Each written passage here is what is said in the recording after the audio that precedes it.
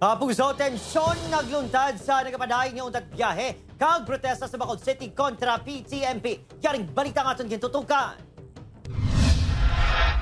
Aga pa nagpadulong sa Police Station 1 ang operator nga si Jane Chua. Ginareklamo sini ang ginapasuni hungod nga pagpangbuslot sang duha ka realisa sa iya jeep nga may ruta punta Taytay Central Market sa ikaduhang adlaw sang transport strike.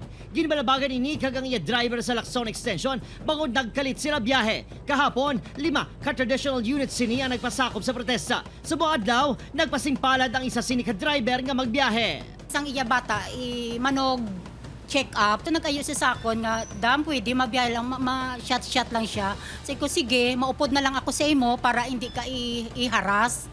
Sa tungasang ilang pagbayluhan ng isang mainit ka tinaga, hinali na lang kuno nakupos ang guma sa nga jeep.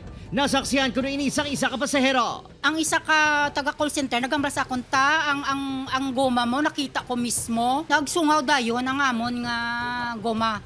Ang ginapasuni may kahimuan, rally isa sa hana isang bakod kambyada manibela ni Rudy Catedral. Makapila ka beses sa gintawgan sa news team sa katedral, apang wala ini nagasabat. Sunod naman kay Lilian Sembrano, sang Kabakod Negros nga nagaupod man sa protesta. Kasi may gasabotahe man sa amon.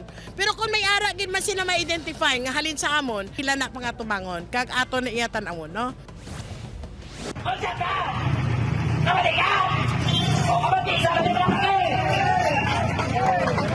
Samtang, ginapakamalaot naman sa Bacolod City LGU ang pagpangsinggit ni Katedral gamit ang megaphone sa isa ka driver nga nagabiyahe sa Takuling nga makitaan sa sining nga video. Mismong kalyado sining nga si Sembrano ang indikaw yon sang kaangay nga akto. Correct lang siguro ang mga approach kag conduct, pero ang sa aton niya kami ni Rudy Ubnanay man kami.